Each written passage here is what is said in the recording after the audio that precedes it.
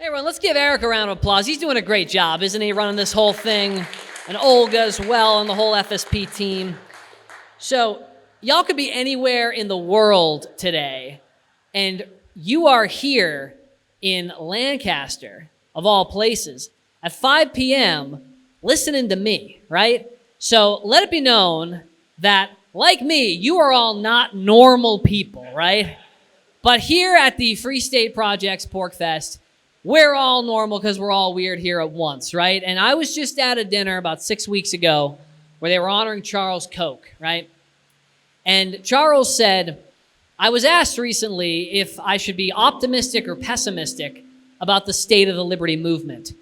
And he said, well, that's asking the wrong framing, right? It's not about whether you should be optimistic or pessimistic. It's whether we're analyzing, do we have enough dedicated fighters for liberty who will carry on into the next generation and who are doing the good work right now? And we gave Eric a round of applause and FSP team, and I want to grant you guys permission to give yourselves a round of applause for being here, for learning, and for fighting for freedom in New Hampshire. So, as Eric alluded, I am a reverse free stater, right? I grew up in Chester, New Hampshire, 18 years. Can anybody put Chester on a map? Particular, a couple show of hands, right? I know Jason can.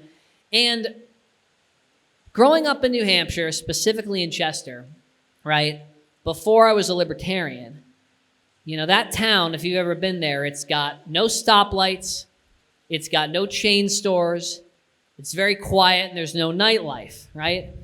So for the first 18 years of my life, me and my friends, all we wanted to do was get out, right? How can we blow this popsicle stand and never come back? Because New Hampshire is so boring. We need to see the big lights. We need to see DC, LA, and New York City, right?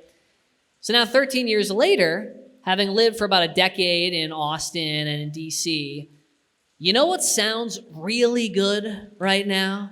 A town with no stoplights, no chain stores, no nightlife, and some peace and quiet, right? So especially now that the Free Staters are taking over this state the last 10 years or so, it sounds like a great place to come back to. I signed the pledge to come back someday. Here's my plan, right? If I make it really big in some altcoin, right, we're going to get a little nice house on Hampton on the beach. There's only like 60 beach houses in the whole state technically, right? And if the altcoin thing doesn't work out, I'll get some rundown place in Berlin and we'll all party there and it'll be great. So either way, I'm coming back someday. So I mentioned that I wasn't always a libertarian, right? Or whatever name or tribe you want to ascribe. Freedom fighter, anarchist, minarchist, what have you. I wasn't always this way. In fact, right up until my first year in college, I was actually someone who was very pro-government, right? For some examples, again, this is a little embarrassing, but I'm among friends. My senior year in high school, right, I wrote my senior thesis on the merits of Michael Bloomberg-type policies.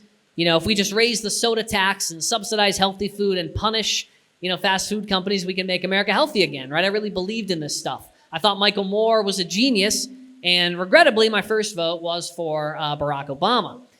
The core of all this was I truly felt, in my limited wisdom, but, you know, I thought I was a bigger brain than I was, that we could use government, the force of government, right, and the right people in power could, in fact, through the state, lift people out of prosperity, or lift people into prosperity and out of poverty. We just needed the right, smart people in there. So when I went into college, I was really stoked. I was really excited to start to learn about all the different ways that we could use government for good, right, and how we could re-engineer society to help people and to give people a leg up. And when I got to college, I didn't find any of that in the classroom, right? Instead, I found a whole lot of critical theory, a whole lot of identitarianism and identity politics. I heard such zingers as, you know, Castro wasn't that bad. In fact, he gave everyone free eye exams. Or, if you're a white person and you own property, a home, you should actually give that up to a person of color as part of preemptive reparations. That's how you can be a good person, right? The list goes on, but these were straight from my professors. This was, you know, hey, listen to me, you echo my talking points, you'll get an A in class. But most importantly, you know, aside from all the liberal lunacy, I found that I wasn't not only learning how to help people, but I was getting a very anti-growth sentiment, right? They were demonizing the entrepreneur. They were demonizing the business owner. Capitalism could never be good. And the only thing that can save this country is tearing it all down or replacing it with communism, right? And it was just not something that inspired me. And frankly, I don't think many college students are inspired by that today, but they don't want to speak out. They don't know how to speak out. They want to fit in. They want to get the A in class, right? And I saw my peers who I'd started going to college with who, first week of school, they said, oh, I want to be a doctor. I want to be a lawyer. I want to start a business. I'm so excited. By like the end of the first semester, taking all these classes together, they just didn't see a path forward, right? They thought America was doomed. There's no saving anybody. We're going to be impoverished forever. And they were just totally bummed out, deflated, right? Like if anyone's a South Park fan, they were like the goth kids, that episode, right? Anybody? I see some nods in the audience. So, So I thought, there's got to be a better way. Maybe it's time to give up on this Michael Bloomberg ideology and seek out something new. And I looked at everything under the sun, right? Trying to read as many books as I could, find as many new thought leaders as I could. And thanks to, in part, Young Americans for Liberty, for having a great social media presence, having great recruiters out on the campus, right? Planting the seeds, right? When we go to these campuses, we're not going to convert every student in the immediate, but we're going to plant the seeds of liberty for people to think on it later. And through them, I got down the Rand Paul and the Ron Paul rabbit hole. And quite frankly, the rest is history. And it's incredible because within just a year of joining Young Americans for Liberty, right? The clicker worked before. Let's try the backup clicker. There it is. Shout out to the backup clicker. Round of applause for the tech team. They're doing great work. So just within a year of joining this organization, I got to meet not only the dad, but the son. On that photo on the right, that's actually the opening of his Manchester, New Hampshire office when he ran for president. And I always get a kick out of this woman who thought the photo was about her, right? You see her in the back with the sunglasses. She's great. Maybe she's here. I don't know. If you're here, stand up. So, and then years later, when I lost my youthful luster, I got a little scraggly, a little disheveled. I came back. I helped turn out the vote for some pro-liberty candidates in New Hampshire, right? Many of whom are free staters. And we're going to get into the work Young Americans for Liberty is doing on the political scene in a little bit. But young me, old me. Young me, old me, right? So anybody who's like under 20 or 22 in the audience, appreciate that youth. Goes away fast. So what is Young Americans for Liberty, right? Simply put, we start as a student group, like Eric said, students for Ron Paul, but now we're a political machine, right? We're building a youth army. We're electing liberty legislators, and we are passing liberty legislation, right? And we're doing this because we want to create liberty lighthouse states. Right now, if you ask, the mainstream media or your uncle who's not that much into politics, they'd say, hey, what's the freest state in the country? They might say, oh, well, Texas, because yeehaw, or the free state of Florida, because, that's a catchy slogan, free state of Florida. We intend, through the work that we're doing, year over year, as long as it takes, to build states like New Hampshire, help throw them into overdrive so that states will stand out, become reverse Californias. Everyone in the country is looking around and saying, what the heck is happening in New Hampshire? What the heck is happening in Wyoming and Idaho? Why are so many people flocking there, moving there? And how did they slash the government so much, right? So that's what we're here to do. We're here to build a youth army, elect liberty legislators, pass liberty legislation so we can fundamentally take some of these states back to the founders' intent. More on that later.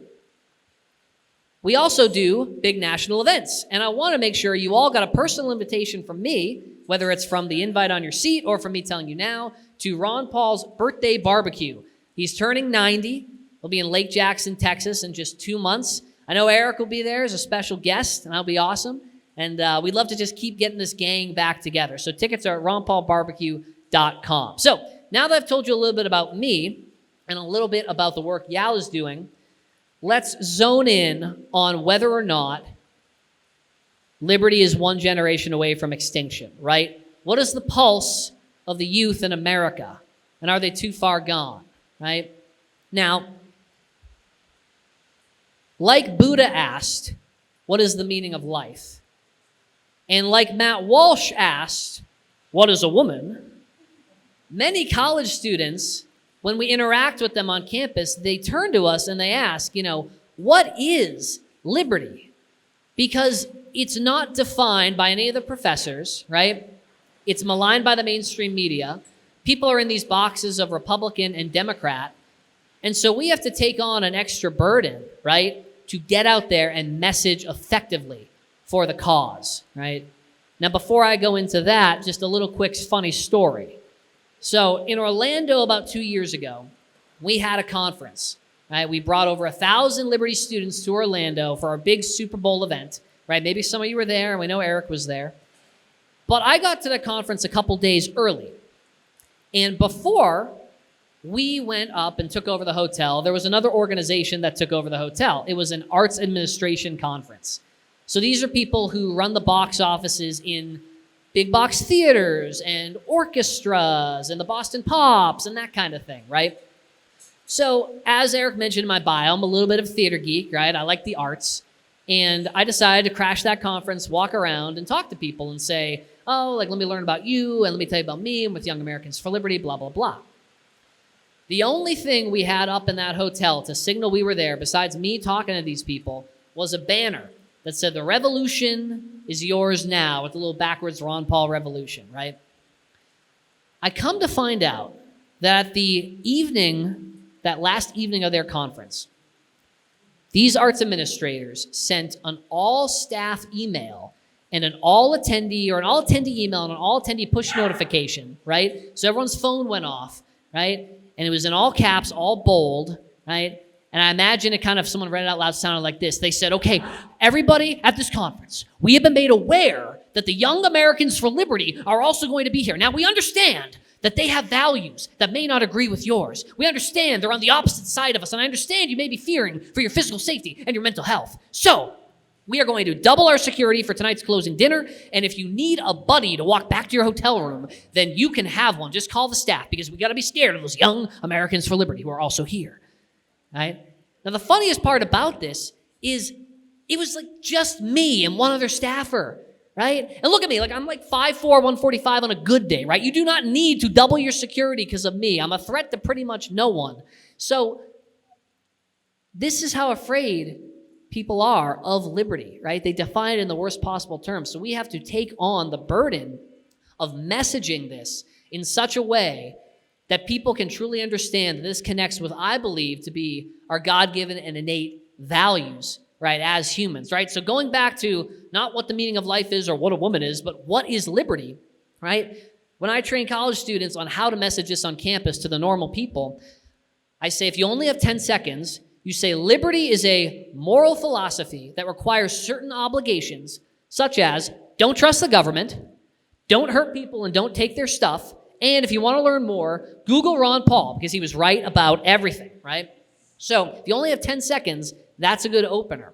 But if you want to go more into detail on some of these issue areas, because remember, like I had said earlier, the reason I was so interested in politics and law and government is because I wanted to find solutions, how we can make this world a better place. And I fundamentally believe that people are seeking how to do good, and sometimes they're misguided, right? So providing real-world examples of how liberty just makes sense as simply as possible. So for example, liberty means a complete embracing of the First Amendment, right? Because we know censorship suppresses the best possible ideas, especially when the government picks winners and losers, and we're better off if we can laugh and joke about anything as long as it's funny. Liberty means we have an innate right to self-defense. It means that we can take better of our loved ones and protect them than the police ever could. Gun control just means the police have guns. The Second Amendment was not about hunting, and every gun law, therefore, is an infringement. Liberty means, as General Smedley Butler put it, right, the most decorated U.S. Marine at the time of his death, that war is a racket, and that we are no better off for losing blood and treasure on unconstitutional wars that have nothing to do with American safety. And if we really want to protect our troops, we need to bring them home. We need to defend the guard. Liberty means that our criminal justice system needs reform. It means that failed policies like prohibition only empower bad actors like the cartels. It means that the war on drugs is a war on people. And as I recently heard, and you will all hear later this week from Ross Ulbricht, if the point of the prison system is to keep the most violent and dangerous people off the streets. It is failing, and too many people are in cages that don't deserve to be there. Liberty will fix that. Liberty means that we own our bodies, we own ourselves, and that the COVID lockdowns were a crime. Dare I say, a crime against humanity, right? A violation of our civil liberties. That we forced masks on children and made people choose between a job or a jab violates every right to bodily autonomy. And that if this is ever to happen again, there is not a chance that this country will comply. Liberty can solve for this. And of course, what's the biggest root of all our problems, right? I like to think it's the Fed. If we want to turn that thing off, we're going to shut off the flow to endless wars. We're going to return to sound money. Our dollar is going to be strengthened again. And all the horrible things the government is doing just won't simply have the fun. So if you care about liberty, you want people to flourish, you end the Fed, right? So these are some of the ways that we encourage students to plant the seeds of liberty for the first time in the ears of their peers. Because college is the last chance for people to change their mind ideologically in a way that we can control, in a manner we can control, right? Anybody's subject to awakening later, especially in this age of new media. But as far as hand-to-hand combat, reaching people directly, college is the last chance. And so that's why we're dedicated to doing what we're doing. Moreover, if you really want to get in the weeds, right? This is more for the after-hours discussions with the YAL chapters, but we make sure that our leaders know and can message that government, at its core, is a monopoly on violence, right? That the state is often used and abused to crush the soul and the spirits of the citizens that live under it. And so if we are to take power, right, if there is a world where liberty-minded people can accumulate political power en masse, control the state en masse, we must recognize that this is a ring of power we must destroy, right? We cannot become the monsters that we seek to get out of power. We recognize what powerful a tool the state is, and if not severely diminish it, eliminate it, because when the state gets out of the way, humans can flourish. When people are left alone, we can all prosper, right? And so we educate because it gives these students a compelling why, right? You can know how to run for office. You can know how to be a good leader. You can know how to run an organization. But if you're not motivated by the right things, right? Like how I was earlier on, right? Thinking that more government was the way, right? I could have went a totally different path. So we must start with education, because education is the fuel to mobilize the leaders of tomorrow. And a good philosophical underpinning helps that for sure, right?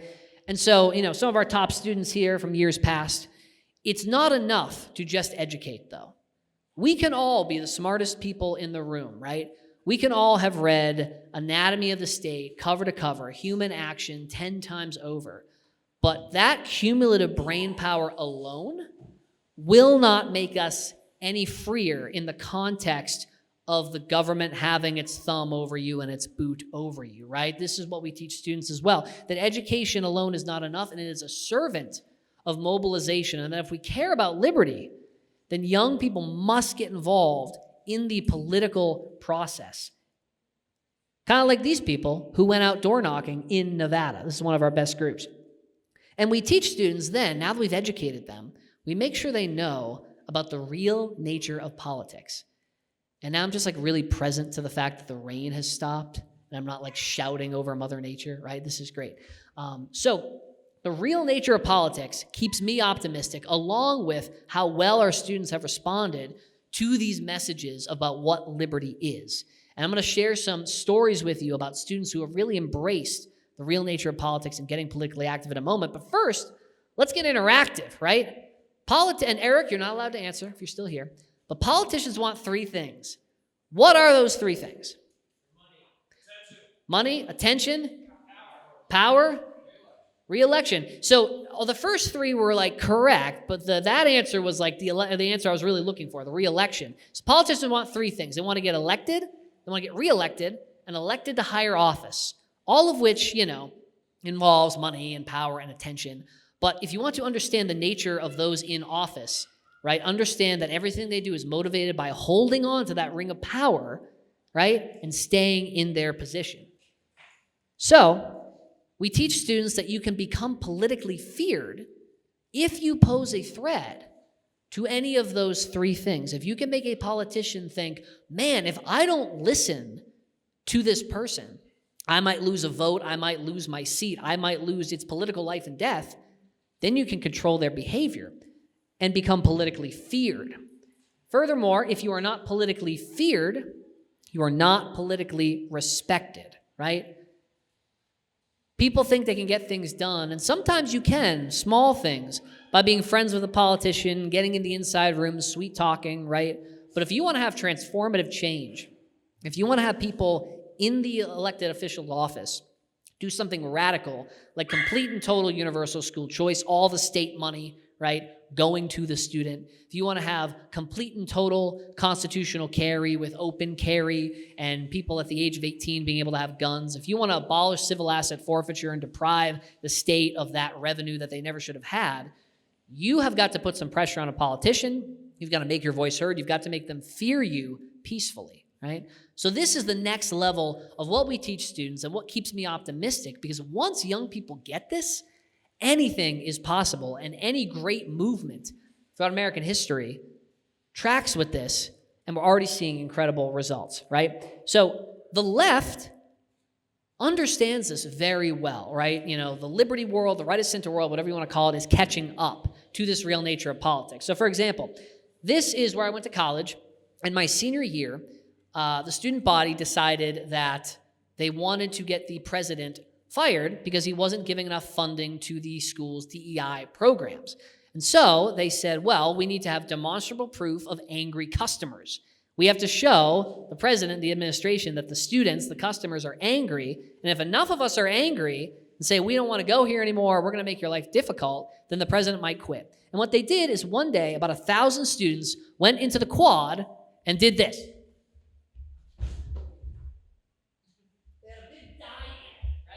Because they were dying for DEI, I guess. I don't know. It looked very silly, but here's the thing. It worked because it put pressure on the president, and he ended up resigning the next year, right? Now, this is at Georgia Southern University, and this is a little bit silly. I don't think this was very effective, but these were people who actually wanted more mask mandates, more vaccine mandates, more COVID protocols. And I just thought this sign was funny. I can't teach if I'm dead. Yeah, I mean, go figure. But you know what?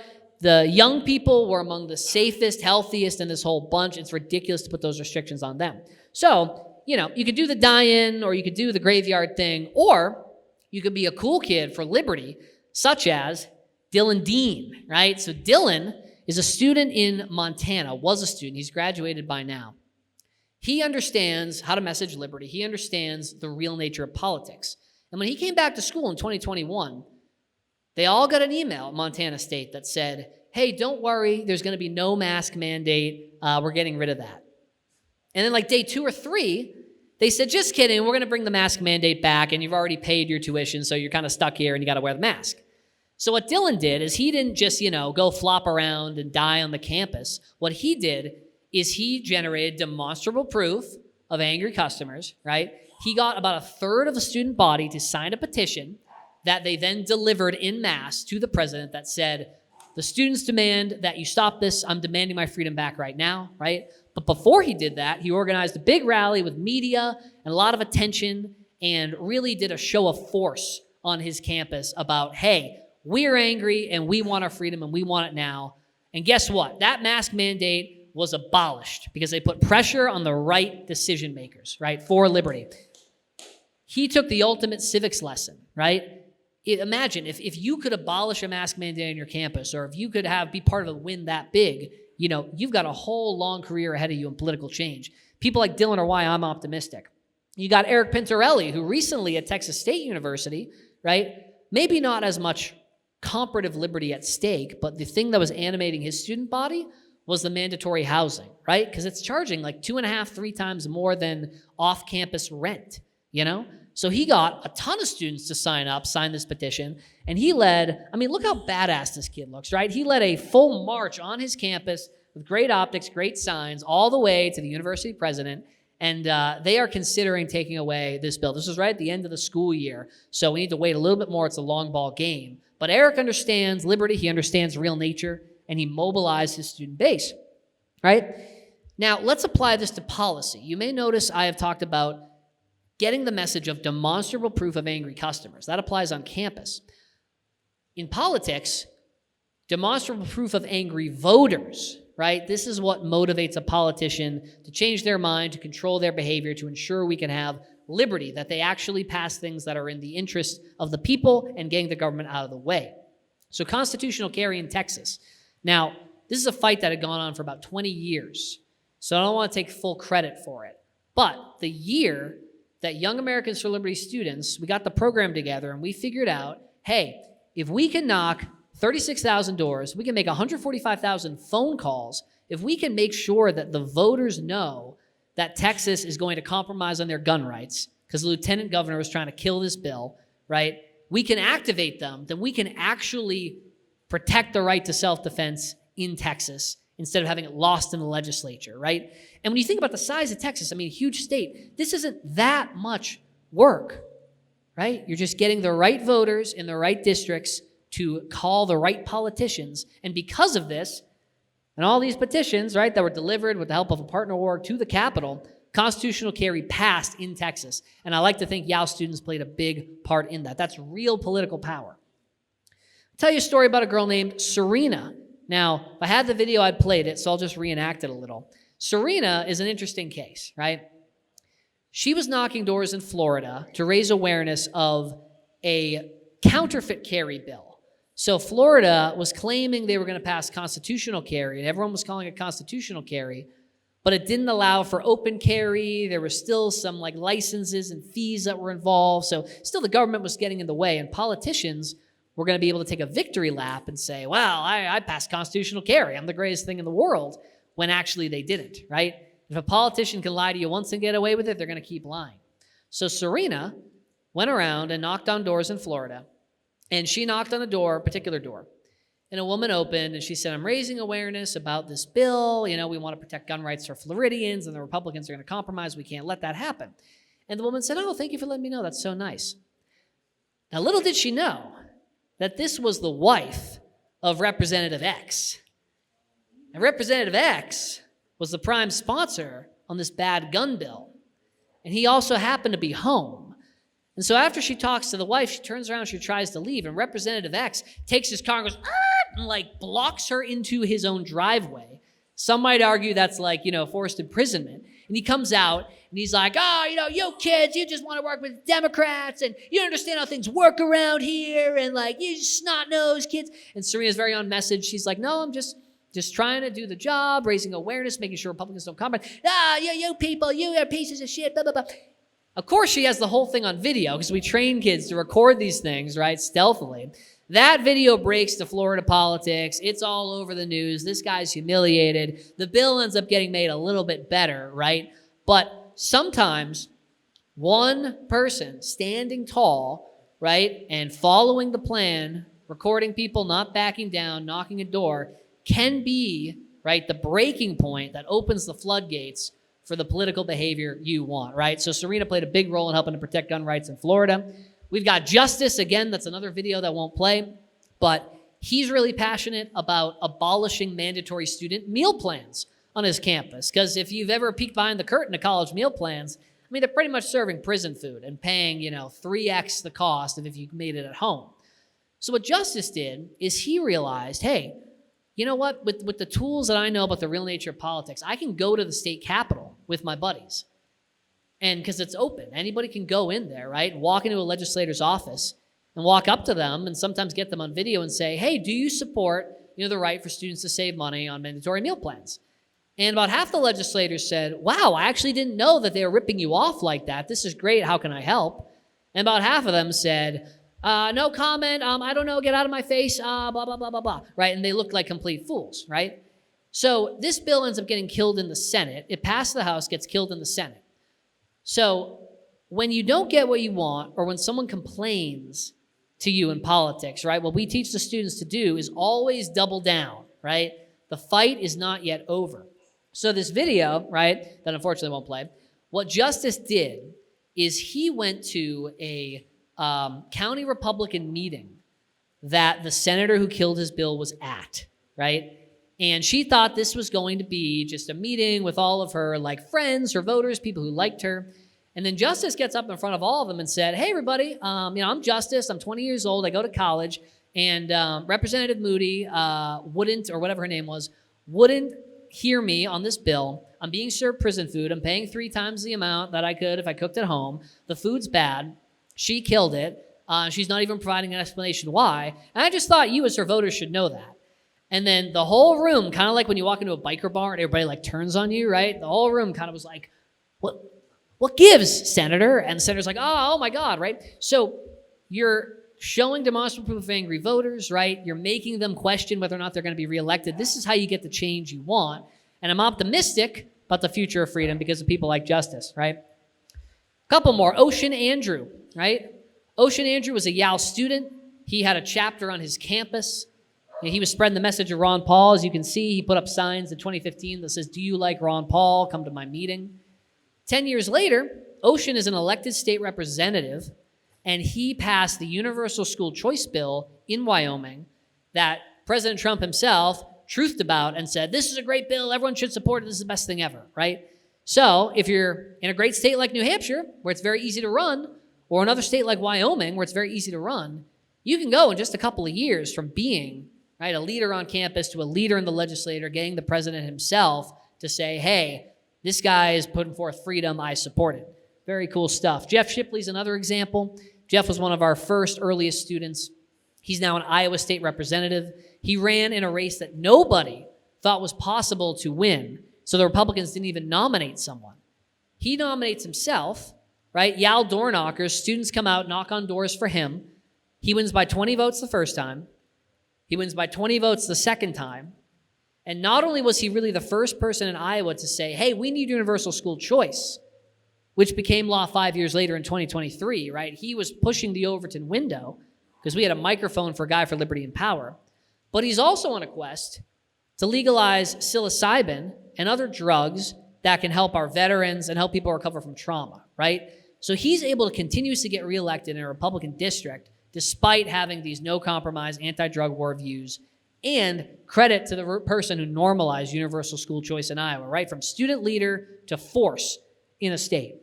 And of course, some of you may know our very own in New Hampshire, Sam Farrington, who ran for office as a current college student in a district that was traditionally held by Democrats. He wins. He gets in there. He's carrying our campus carry bill this past year, right? The right to carry on campus and defend yourself. It doesn't go through, but he didn't let being in school stop him. So any college students going to New Hampshire right now, right, look to Sam, right? He's an example of how you can make a change even when you don't think you're old enough. So because of all these kids and more who I have the pleasure of working with, and these former alumni who have grown up, right, and who understand not just the ideas of liberty, but also the real nature of politics, I couldn't be more optimistic about the future, despite what the media might say about these campuses being, wastelands for progressivism and big government, which to an extent they are. But you have to remember, all we need is a small, irate minority of people who will stand tall, who will make the right moves, who will play the right plays, and who will not back down for the cause of liberty, right? So speed run on some of the work we're doing in New Hampshire, right? Our philosophy as YAL is to ignore Washington, focus on the states, right? As Eric mentioned, millions of dollars to win a congressional seat, tens of millions to maybe move the needle in a Senate seat, billions of dollars if you want to win the presidency as an actual freedom fighter. We think we can make a lot more change for a lot less money and a lot less work, still a lot of work, but a lot less work, by fixing and scaling New Hampshire or Wyoming or Idaho instead of trying to fix DC. In 6 years, our student army of door knockers has helped elect over 400 legislators to office across the country. 78 of those we're working with in New Hampshire. These are people who passed a thorough vetting, right, who don't get the endorsement or stay in our coalition if they're not principled. In fact, we just kicked someone in New Hampshire out recently. I think her name's Sandra Panic, because she voted for or against right to work, right? So we got to hold these people accountable. We can't just elect someone and say the work is done. But a student army helping to elect 400 legislators, that's 10x growth, to help pass, and that is outdated, right? We've passed 940 pro-freedom bills since 2018. So again, everything from constitutional carry in Texas, universal school choice in many states, abolishing civil asset forfeiture in Maine, heck of a lot of good things in New Hampshire. Close out with the big update from New Hampshire for those who don't know. Again, to create Liberty Lighthouse States. So, obviously I don't live here currently, but part of the reason that I'm so dedicated to Young Americans for Liberty, why I'm so optimistic, is not just because they helped change my life and save me from the siren song of socialism, but because in a small way, I get to make an impact and give back to trying to fix my home state, right? There's been 104 pro-liberty bills that have passed since 2018, thanks to the legislators that Young Americans for Liberty helped elect, right? And just this year alone, right now, there is a bill in the legislature that's being considered that would ban, centralized mask mandates, right, in the schools in the K through 12 so we can stop the forced masking of kids. And this past weekend, something big happened, right? Now, what I didn't mention earlier about my time in New Hampshire is, my father grew up in Lynn, the city of sin. You never come out the way you come in, right? Single-parent household, right? Not a lot there. And my mother spent most of her childhood in Everett, which, less desirable place as well. Not a lot there. They were the first in their family to go to college. And when they decided to, have me and start a family, they wanted to make a better life for me, so they moved to New Hampshire, which is supposed to have a pretty good school system. And in fact, there was a brand new school that was being built in Chester right around the time I was about to start first grade. So this school's got great facilities, very nice, everything's clean, everything's great, except they were trying to teach me how to read for all of first grade and all of second grade. Well, guess what? I already knew how to read. I was coming home every day from school and saying, I'm bored, I'm not learning anything, this sucks. And there's a running joke in my family where I went to my guidance counselor once. I don't know if my parents set it up or I went myself, and I was trying to tell him about this stuff. And he looks at me in a very guidance counselorly way, and he says, I understand you're having a tough time, Sean, but I can't help you. Just very sappily, very sickly. And it was just weird. And so my parents decided to sacrifice, right? Give up on extra investments, extra savings, right? Repairs to the car, just basic stuff to say, we're going to set aside money for Sean to go to a private school, right? And that was a lifeline for me. I was able to actually learn things for the next 5 years of elementary school instead of wasting away in this overfunded, horrible government school. And this past weekend, Governor Ayotte just signed into law an expansion of the EFA's Universal School Choice Program, right? So more kids now are going to be able to enroll and be able to take the dollars with them to a school that meets their needs. So parents will not have to choose between their own economic stature and their child's education. And that just means a lot for me. And if I got hit by a bus tomorrow, at least I could say, well, in a very small way, I played a role in helping to expand EFAs in New Hampshire so other kids can have a shot. But there's still plenty of work to be done in New Hampshire. We've got to continue expanding the universal school choice so the kids get all the possible money, right? We've got to make sure that our criminal justice system is in the best possible order. We've got to make this state even more attractive. We've got to have more legislators so we don't have a thin majority in the House. And I want to pledge to you guys that YAL is going to keep coming back and getting students recruited so they can knock doors to try and turn out the vote and so they can pressure the bad politicians to vote correctly so that the work the Free State Project is doing with changing the culture and getting good liberty-minded people in the state of New Hampshire, right, is fully maximized on the political end. And also investing in all the campuses in New Hampshire. We've got a great chapter at UNH right now. And there's even more to build with these other schools like Plymouth and Keene State. So at the end of the day, I just want to say again, please give yourselves, the credit you deserve for being here, for being at PorcFest, for learning from these other people, right, and for trying to maximize your impact for the cause of liberty. It doesn't have to be political. I've learned from some incredible people at this conference who are doing nothing that's political but is for pure liberty. And we need that too. But if we are to save this country, $37 trillion in debt, we might be going to war with Iran. I haven't checked Twitter in the last hour, so I don't know if that's happening yet. Washington is not sustainable, but this state is. And you all are the foundation of that. We got a lot of work ahead of us to do. But if we're to save this country, we need to look inward, start with New Hampshire, continue with New Hampshire, and I think that we can make this just an incredible lighthouse state for liberty, building on what we already have. And it's going to be us. No one's coming to save us, right? Not Trump, not whoever the next president is. They're not going to save New Hampshire and preserve this as a lighthouse for liberty. Only we can do that. And I'm confident that we can. So thank you so much for being here, for listening to me. I hope you were inspired by the stories of some of these students. And we got a little bit of time. Happy to take any questions y'all have.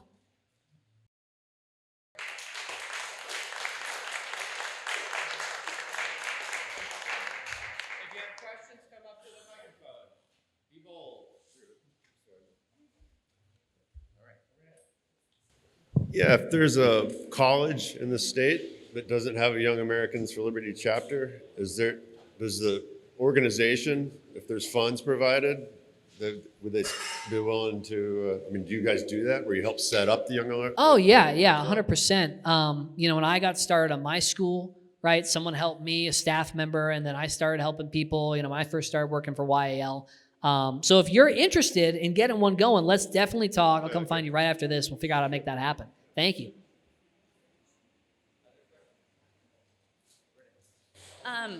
Are you familiar with Texas Senate Bill 3 that recently passed? Yeah, they're going to criminalize peaceful hemp, right, and shut down all of that. Yeah. Is YAL doing anything to lobby? Because it could be vetoed by Abbott if you wanted to. Yeah. Is there any action there? Yeah. So, the direct line to our legislators in Texas that we work with there, we let them know our position. We've let them know this is a bad bill. Yeah. Right now, it's in Abbott's hands, right? I've called Governor Abbott, left messages at his office, encourage our staff to do the same. So we will see what happens. But I think this is something that's going to be tied up in the courts. Yeah. If it passes, I think there's a big business lobby interest to try and kill this in the courts. And we can see it, be reinstated if it is signed. But yeah, the team and I are making our voices heard. Thank you.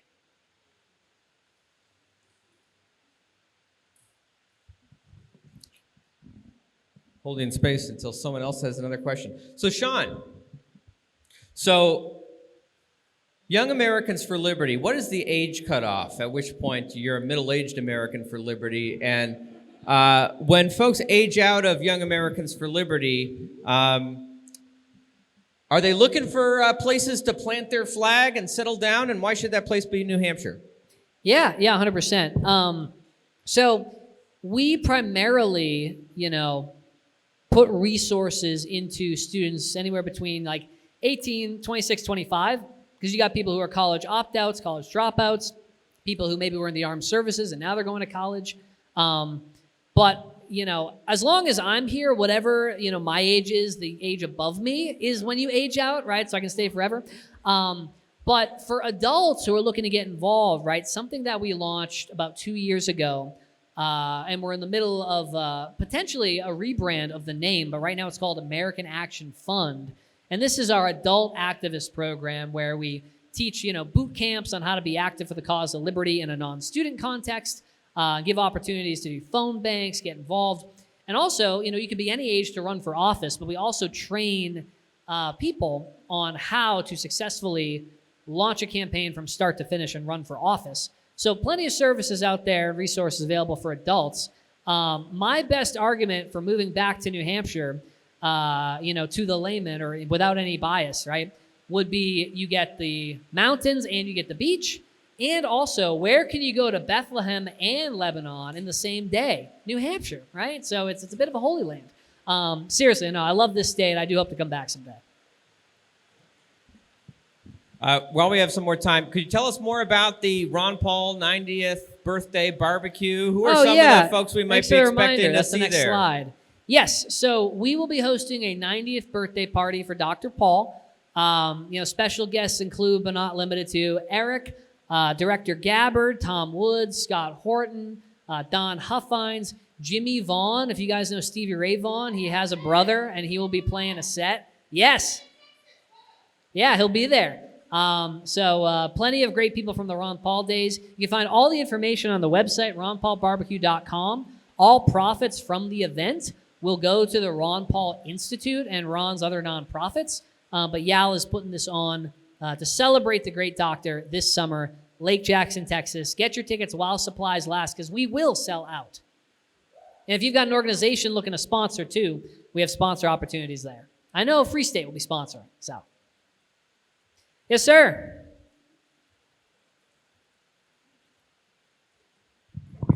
To that event, I was actually considering signing up and getting a ticket.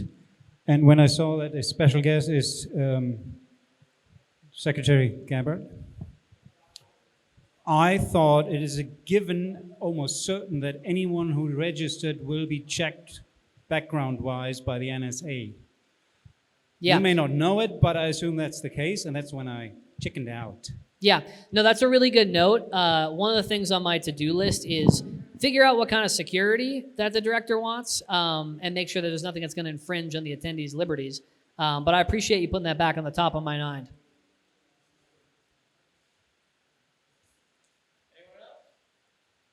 Well, if you are looking to start a group or get involved with your college chapter or learn how to run for office or run for office, I'll be here for the next little while. You can always just reach out on our Contact Us page on the YAL site.